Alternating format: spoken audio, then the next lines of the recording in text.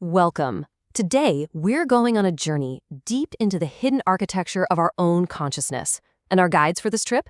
Two of the most powerful kings of the ancient world, a pharaoh from Egypt and a king from Babylon. Now, both of them had a divine dream, and both woke up completely shaken. But here's the thing. Their agitation, their spiritual static, wasn't the same. And that subtle difference, as we're about to see, is the master key to understanding how our soul receives, processes, and sometimes completely loses a message from the worlds beyond. Okay, so here's how we're going to break this all down. First, we're going to meet these two kings and really feel the different textures of their spiritual crisis. Then, we'll put on our modern hats and diagnose the problem like a glitch in the soul's operating system. From there, we're zooming way out to look at the cosmic wiring of a dream. We'll get into the weeds on the spiritual static it can run into, and then bring it all back home with a super practical model, the game of remembering. And finally, we'll turn that lens inward to see how we can start decoding these signals in our own lives. So we're not starting with some abstract idea. We're starting with an experience. I want you to really try and place yourself there. First at dawn in the royal palace in Egypt, and then in the pitch-black darkness of a chamber in Babylon. The very air in these two rooms is just charged with two totally different kinds of spiritual emergency. Okay, feel the difference here. In Egypt, the sun is coming up. Pharaoh's heart is racing. Yeah, but his mind is flooded with crystal-clear images. He can see it all. The healthy cows, the skinny ones. The data is all there, every single pixel. The problem, he has absolutely no clue what it means. It's like a storm is raging inside him, but he knows exactly what's in the eye of that storm. Now, contrast that with Babylon. It's dark. Nebuchadnezzar is jolted awake not by an image, but by the absence of one. There's this huge, gaping void where something massive used to be.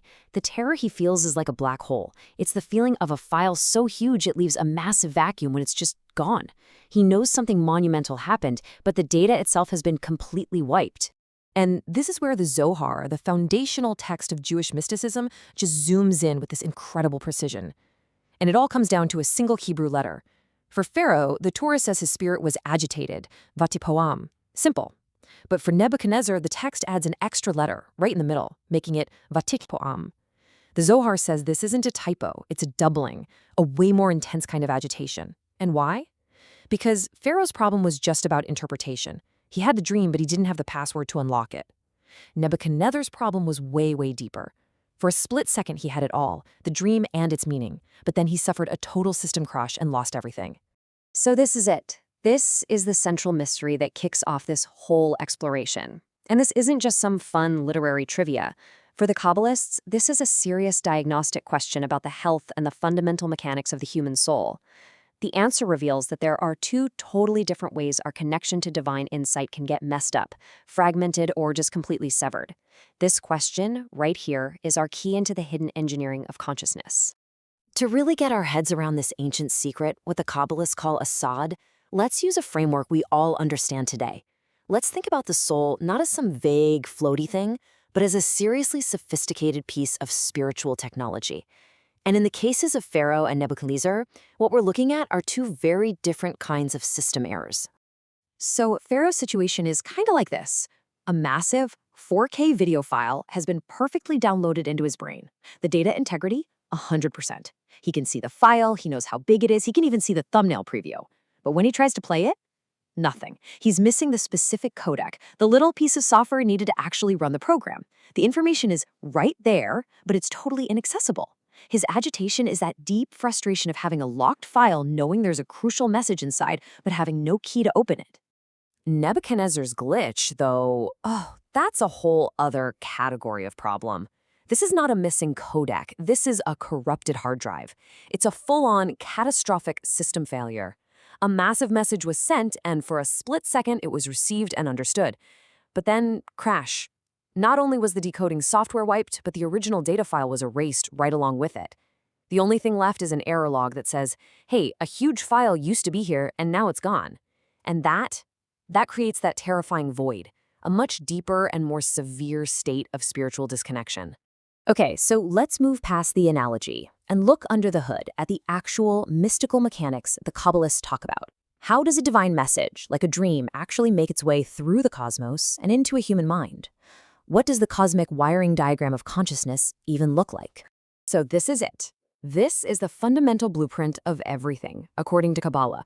It's the 10 Sevirot, often called the Tree of Life. You can basically think of it as a divine waterfall.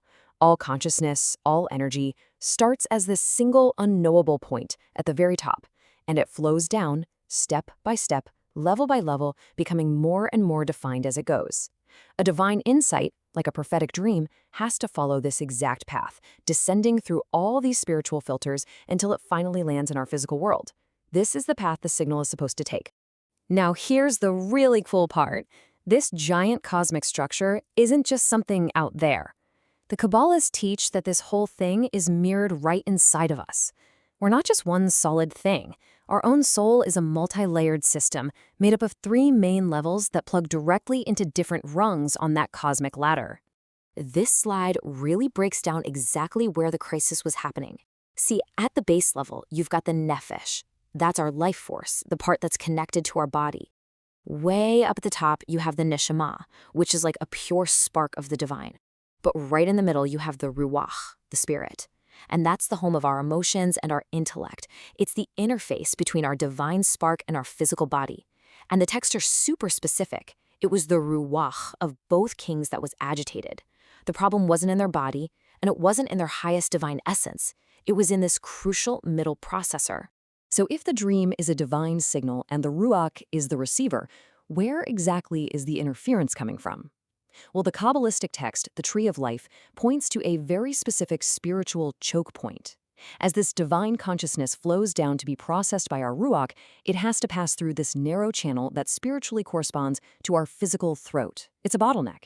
And it's right here that this pure, high-bandwidth signal from above can get squeezed, constricted, or even broken up into little pieces. This is where divine clarity can literally turn into spiritual static. And when the Torah uses that word vatipa'em, it's not just saying Pharaoh was stressed out. The Zohar unpacks the root of the word pa'ema, which means a beat or a pulse. It's describing a spirit that's in an unstable state. The signal isn't coming through clean and steady. It's pulsing. It's intermittent. His Ruach is trying to lock onto the message, but it can't maintain a stable connection. That agitation he feels? That's the feeling of a spiritual arrhythmia, that unstable signal causing his whole system to flicker on and off. All right, now we're going even deeper. This spiritual static, this signal degradation, it's not just some fuzzy feeling. The Kabbalists describe it with incredible detail. It actually has qualities that we can understand through the language of colors and numbers, which kind of act like a diagnostic code to help us figure out the precise nature of the connection and where the interference is coming from. Now, as the classic text Pardes Ramonum explains, these colors aren't literal pigments. They're metaphors for the quality of the spiritual energy. White corresponds to chesed, or pure loving kindness. That's a perfectly clear, undiluted signal. Red corresponds to gevura, or judgment. That's a constriction of that light. It's more severe, more intense. And when that judgment becomes overwhelming, it's described as black, the total absence of light. So Pharaoh's dream, with all its scary images of famine, is definitely tinged with the red and black of judgment. He's getting the static. But Nebuchadnezzar's state, that's pure black. It's a total system blackout. So let's look at the numbers that are baked into this whole story. 2 is the most fundamental one. It represents the very polarity we're talking about. Light versus dark, clarity versus concealment. We've got 2 kings, 2 dreams, and 2 totally different kinds of spiritual failure. Partial data retention versus total data loss. 3 gives us the underlying structure of the whole thing. Internally, we've got the 3 levels of the soul, Nefesh, Ruach, and Neshamah, which is the very architecture for receiving a dream. And externally, remember, the story sets all this up with the dreams of Pharaoh's 3 ministers. The Kabbalists say these actually correspond to those constricting energies and that spiritual choke point we talked about, basically preparing the way for the main event. 7 is the number that really connects this divine message to our physical world. I mean, why 7 years of plenty and 7 years of famine? It's because the number 7 represents the 7 lower Sephirot, from Chesed all the way down to Malkut. These are the divine energies that govern the processes of the natural world and the cycles of time. The dream is literally encoding a divine message about the next 2 7-year cycles of physical reality right here on Earth. And finally, we have the number 12, which represents the ultimate purpose, the cosmic completion of the whole story. The entire drama, the famine, Joseph rising to power, it's all about one thing, bringing the 12 sons of Jacob, the future 12 tribes of Israel, down to Egypt, their collective destiny, the complete spiritual structure of the entire nation was the real hidden message, the true payload of that dream. Okay, let's try and bring all these deep cosmic concepts together.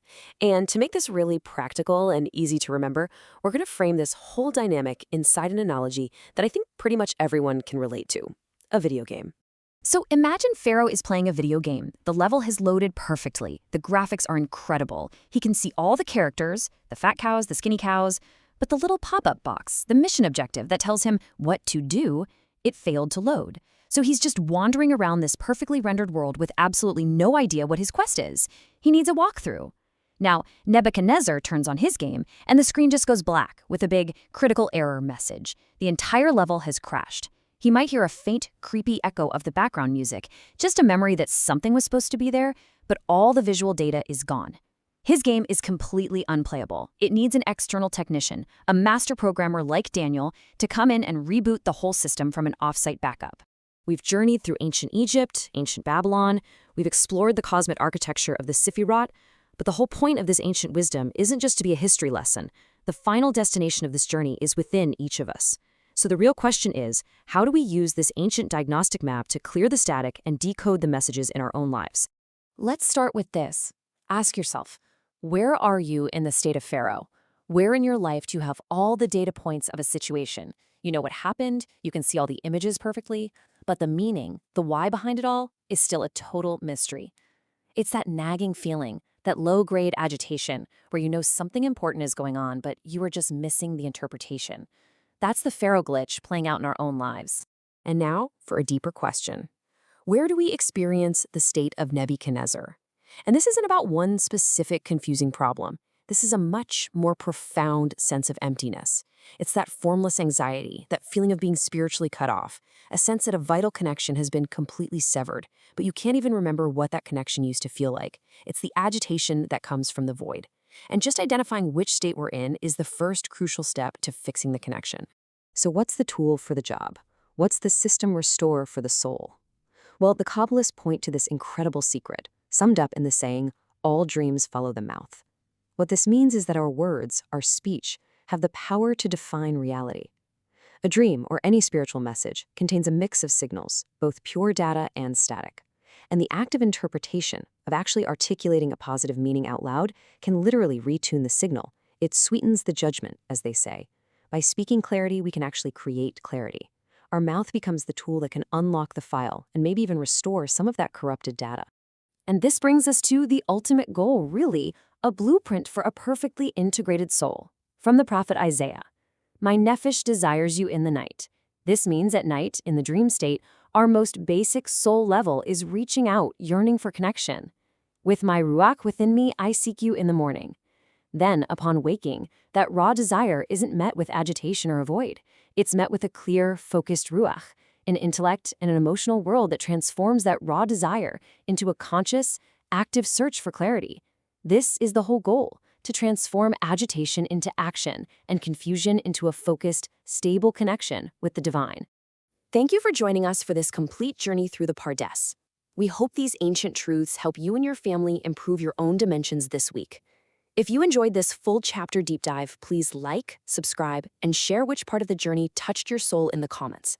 We'll see you in the next chapter.